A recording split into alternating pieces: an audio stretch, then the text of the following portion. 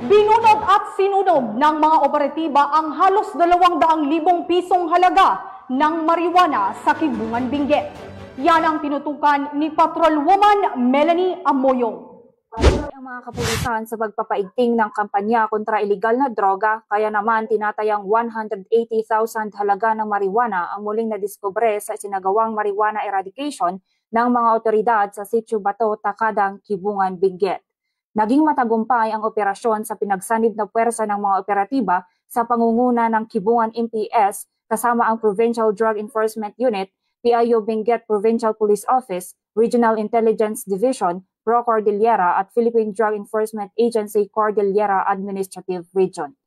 Ang operasyon ay nagresulta sa pagkakadiskubre ng isang plantasyon ng marijuana na may kabuuang lawak na 300 square meter at may tanim na 900 pirasong fully grown marijuana plants na tinatayang nagkakahalaga ng 180,000.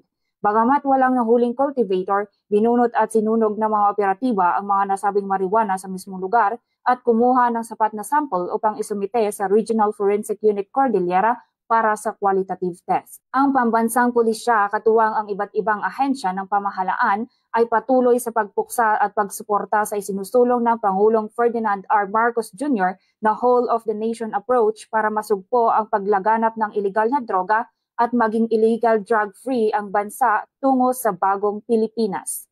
Mula dito sa La Trinidad, Benguet, ako ang inyong PNN Correspondent Patrolwoman Melanie Amoyong, alagad ng batas tagataguyod ng Balitang Pulis. Maraming salamat sa iyo, Patrolwoman Amoyong.